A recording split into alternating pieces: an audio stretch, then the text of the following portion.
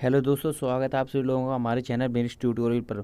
बच्चों, ये वीडियो जो आप लोग देख रहे हैं ना, आज का ये वीडियो बिल्कुल भी स्किप मत कीजिएगा, क्योंकि ये वीडियो बहुत ही इम्पोर्टेंट है आप लोगों के लिए। ठीक है, तो इस वीडियो हम आपको बताएंगे कि लौह तथा अलोह धातुओं में क्या अंतर होते हैं। और उससे पहले, स्टार्ट करने से पहले, आपको इसके बारे में कुछ बेसिक जानकारी देने वाले हैं। ठीक है, तो बेसिक जानकारी हम आपको देंगे। ठीक है, तो बेसिक जानकारी क्या देते, ठीक है। तो चलिए वीडियो की स्टार्ट करते हैं। तो इसमें एक तरफ हम लोग लेते हैं लौह धातुएं और दूसरी तरफ हम लोग लेते हैं अलोह धातुएं। लौह धातुएं वो होती हैं जिनमें लोहा पाया जाता हो, और अलोह धातुएं वो होती हैं जिसमें लोहा नहीं पाया जाता हो। ठीक है, लोहा नहीं पाया जाता हो, बस मतलब लोहा ना हो, उसे कहते हैं हम लोग अलोह धातुएं। ठीक है, तो चलिए लोह लोह धातुओं से हम लोग जुड़ी कुछ इम्पोर्टेंट जानकारी हम लोग यहाँ पे देखते हैं। ठीक है, चलिए देखते हैं। तो लोहा जो है, लोहा, तो ठीक है, लोहे का जो मेल्टिंग पॉइंट है टी, जो मेल्टिंग पॉइंट है, मेल्टिंग पॉइंट कितना होता है। बहुत सारे लोग पूछ देते हैं कि लोहे का मेल्टिंग पॉइंट कितना होता है, तांबे का कितना होता है, चांदी का कितना होता है ना। ऐसे बहुत सारे लोग पूछ देते हैं, एटॉमिक मास पूछ दे, एटॉमिक नंबर पूछ दे। ठीक है, तो वही चीज़ आप लोगों को इसमें बहुत बारीकी से समझाएंगे। ठीक है, तो चलिए इसमें देखते हैं हम मेल्टिंग पॉइंट। मेल्टिंग पॉइंट को हम लोग हिंदी में बोलते हैं गलनांक। क्या बोलते हैं? गलनांक। ठीक है, तो इसका जो मेल्टिंग पॉइंट है, मेल्टिंग पॉइंट कितना होता है? 1538 डिग्री सेल्सियस, मतलब 1538 डिग्री सेल्सियस, 1538 डिग्री सेल्सियस किसका? लोहे का मेल्टिंग पॉइंट होता है 1538 डिग्री सेल्सियस। इतना आप लोगों को याद रखना है, मतलब गलनांक। ठीक है, अब इसके बाद हम लोग इसके बाद बात करते हैं बॉइलिंग पॉइंट की। ठीक है, यानी कि बीपी, हम लोग शॉर्ट में लिखेंगे। ठीक है, बीपी, बॉइलिंग पॉइंट, मतलब इसे हिंदी में बोलते हैं क्वथनांक। तो कोई भी आप लोगों से पूछ देगा कि लोहे का क्वथनांक कितना होता है। लोहे का जो क्वथनांक होता है वो आप लोगों का होता है 2862 डिग्री सेल्सियस, 2862 डिग्री सेल्सियस, यानी कि क्वथनांक। इंग्लिश में बोले तो बॉइलिंग पॉइंट। ये चीज़ आपको याद रखना बहुत ही ज़रूरी है। ठीक है बच्चों, हो गया आपका बॉइलिंग पॉइंट। अब इसके बाद जो अगला आता है वो आता है एटॉमिक मास। 8 m, मतलब थोड़ा शॉर्ट में लिखेंगे हम लोग। ठीक है, एटॉमिक मास। एटॉमिक मास, इसे हिंदी में हम लोग क्या बोलते हैं? परमाणु द्रव्यमान। एटॉमिक मीन्स परमाणु और मास मीन्स द्रव्यमान। ठीक है, तो एटॉमिक मास इसका कितना होता है? 55.845 U। ये यू थोड़ा सा एक सिंबल होता है। तो इसका जो एटॉमिक मास, यानी कि परमाणु द्रव्यमान, अगर कोई जैसे आपसे पूछ दे कि लोहे का एटॉमिक मास, यानी एटॉमिक मास कितना होता है, तो आपसे नहीं बता पाओगे। तो इसीलिए ये चीज़ आपको बेसिक से हम समझाने वाले हैं। ठीक है, तो समझा रहे हैं अभी। तो एटॉमिक मास, ठीक है, AM, एटॉमिक मास जो होता है वो आपका होता है 55.845। ये जो पॉइंट के बाद वाला भाग है, इससे 845 नहीं पढ़ेंगे, बल्कि 845 यानी एक एक पढ़ेंगे। ठीक है, एटॉमिक मास हो गया। तो इसके बाद हम लोग देखेंगे एटॉमिक नंबर। क्या देखें? Atomic AN, atomic number. जो एटॉमिक नंबर, हिंदी में क्या बोलते हैं एटॉमिक नंबर को? परमाणु संख्या। ए मीन्स एटॉमिक मीन्स परमाणु, और नंबर मीन्स संख्या, यानी कि परमाणु संख्या। तो लोहे की परमाणु संख्या यानी एटॉमिक नंबर कितना होता है? तो वो होता है 26। ठीक है, तो ये बेसिक चीज़ थी जो आप लोगों की थी, तो लोहे के बारे में थी। अब हम लोग बात करेंगे अलोह धातुओं के बारे में। ठीक है, अलोह धातुओं के बारे में बात करेंगे। तो अलोह धातु में आप कुछ भी ले लो, चाहे तांबा ले लो, चाहे चांदी ले लो, चाहे सोना ले लो, मतलब इन चीज़ों में क्या लोहा नहीं पाया जाता है। ठीक है, तो हम ले लेते हैं तांबे की बात करते हैं हम लोग। किसकी किसकी बात करते हैं हम लोग? बात करते हैं तांबे की। तांबा हम ले लेते हैं। ठीक है, अपने हिसाब से तांबा ले लेते हैं। ठीक है, तो तांबे की बात करेंगे। तो तांबे का जो मेल्टिंग पॉइंट है, तांबे का melting M T melting point होता है, वो होता है आपका मेल्टिंग पॉइंट, यानी कि गलनांक। हमने बताया था ना, पिछले उसमें बताया था, लोहे का मेल्टिंग पॉइंट यानी कि गलनांक 1538 होता है, और तांबे का मेल्टिंग पॉइंट यानी कि गलनांक होता है 1085 डिग्री सेल्सियस। 1085 डिग्री सेल्सियस तांबे का होता है। ये जो हम देख रहे हैं ना अलोह धातुओं में, तांबे का होता है 1085 डिग्री सेल्सियस। ठीक है, तो चलिए इसके बाद हम लोग बात करते हैं बॉइलिंग पॉइंट, यानी कि BP, बॉइलिंग पॉइंट की बात करते हैं। तो इसका जो बॉइलिंग पॉइंट हिंदी में बोलते हैं इसे क्वथनांक, यानी कि उबलना। जो तांबा होता है कितने पॉइंट पर उबलता है? तो वो उबलता है 2562 डिग्री सेल्सियस पर, कितने पर, 2562 डिग्री सेल्सियस पर क्या है, जो तांबा होता है वो उबलने लगता है, पानी की तरह खौलने लगता है, ठीक है ना। जब तांबे को 2562 यानी कि 2562 डिग्री सेल्सियस पर रखा जाता है तो तांबा क्या है, उबलने लगता है पानी की तरह। और लोहा कितने पर उबलता है, 2862 डिग्री सेल्सियस पर उबलने लगता है, यानी कि बॉइलिंग होने लगता है, ठीक है। तो ये जो हो गया आपका बॉइलिंग पॉइंट 2562 डिग्री सेल्सियस हो गया तांबे का, ठीक है। अब बात करते हैं एटॉमिक मास की, यानी कि ए एम, किसकी, ए एम की हम बात करते हैं। तो इसका जो एटॉमिक मास यानी कि परमाणु द्रव्यमान होता है वो होता है आपका 63.546 यू, ये हो गया आपका, ठीक है। जो एटॉमिक मास यानी कि परमाणु द्रव्यमान किसका, तांबे का, तांबे का एटॉमिक मास कितना होता है, 63.546 यू, ठीक है। ये आपका होता है एटॉमिक मास तांबे का।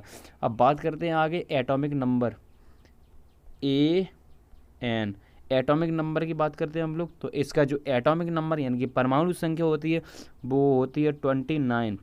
तो इससे पहले जो हमने लोहे का बताया था वो आपका बताया था 26, और इसका जो अलौ धातु यानी कि तांबे का आपका है 29, यानी कि कितना, 3 ज़्यादा है इसका, 3 ज़्यादा। तो ये हो गया हमारी, तो बच्चों ये हो गई हमारी बेसिक सी चीज़, ठीक बच्चों, ठीक है।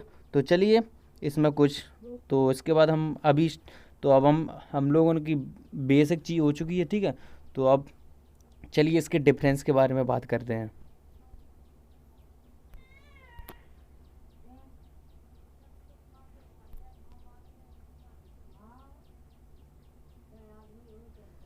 तो दोस्तों देखिए, ये लोहा ये हो गया मेरा तांबा, हमने इधर तांबे लिया था, तो चलिए तांबे पे ले, आप कुछ भी ले सके, कोई दिक्कत नहीं है, ठीक है।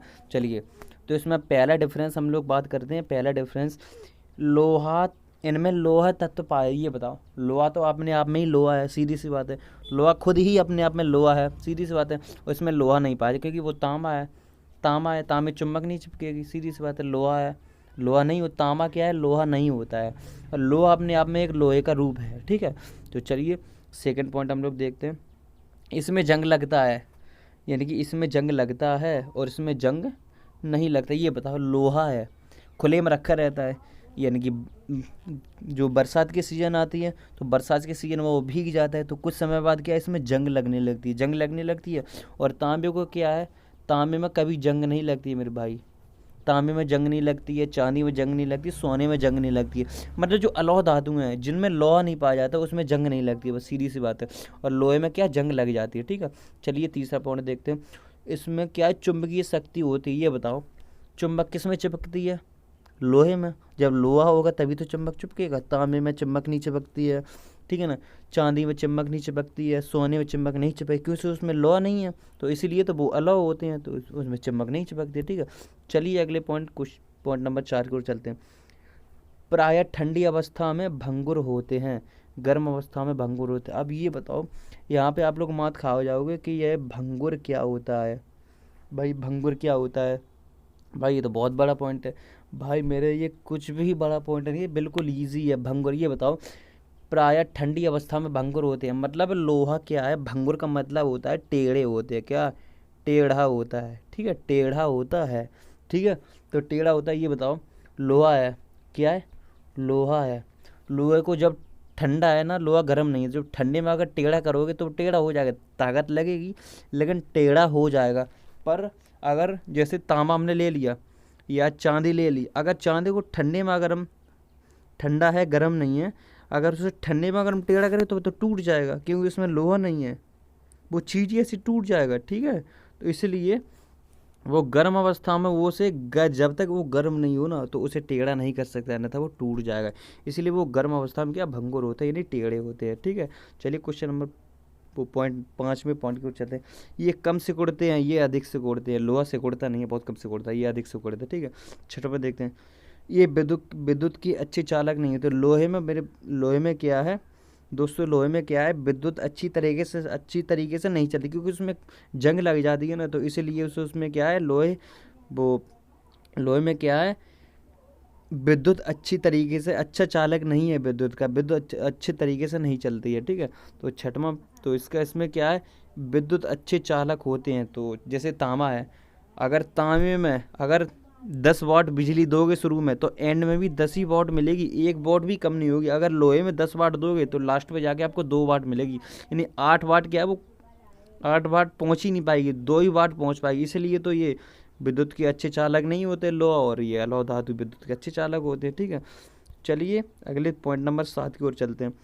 काले व स्लेटी रंग के लोहे तो 2 ही कलर के होते हैं, काले स्लेटी, और ये कई रंगों के होते हैं, चांदी ले लो, तांबा ले लो, सोना ले लो, जिसमें लोहा ना वो अनेक कलर के होते हैं। ठीक है, तो 8वां पॉइंट देखते हैं।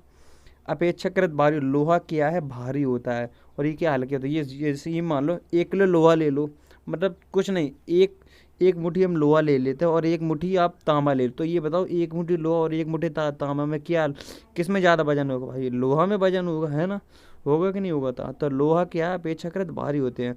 तो 1 किलो लोहा, जो 1 मुट्ठी लोहा ले लो और 1 मुट्ठी तांबा ले लो, तो लोहा खरीदोगे तांबा खरीदोगे, क्या महंगा आएगा भाई, तांबा महंगा आएगा, लोहा महंगा थोड़ी नहीं आएगा। चांदी महंगी आएगी, सोना महंगा आएगा, है ना, इसलिए ये अपेक्षाकृत भारी होते हैं।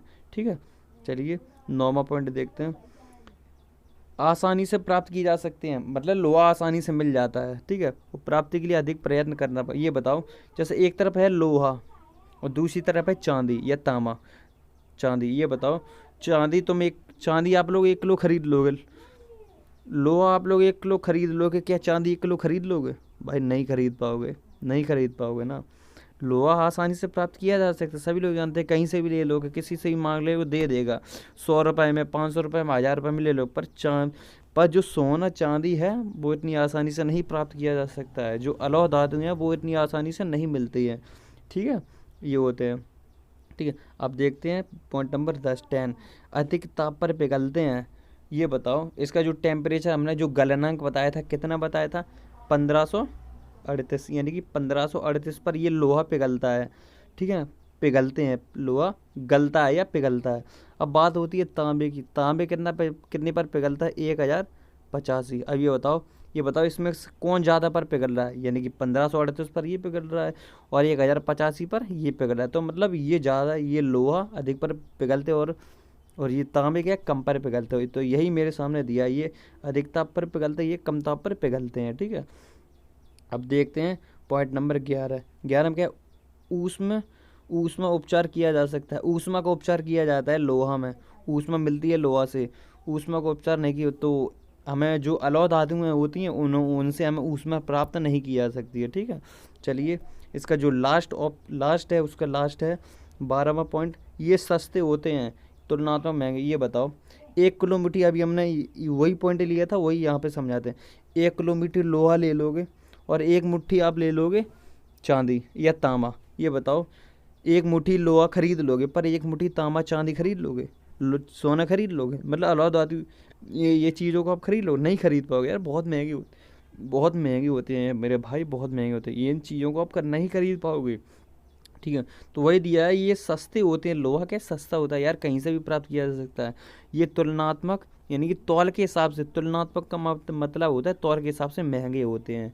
ठीक है, हाँ, ये तौल के हिसाब से सस्ते होते हैं, ये महंगे होते हैं। देख लोगे लोहे की दुकान पर चले अनेक वेल्डिंग वाले मिल जाएंगे कहीं से, तो आप ऐसे गेट बनवा लो, क्या सोना चांदी के गेट बनवा लोगे, नहीं बनवा पाओगे, लोहे के गेट बनवा लोगे। तो इसलिए ये क्या होते हैं, सस्ते होते हैं, ये महंगे होते हैं।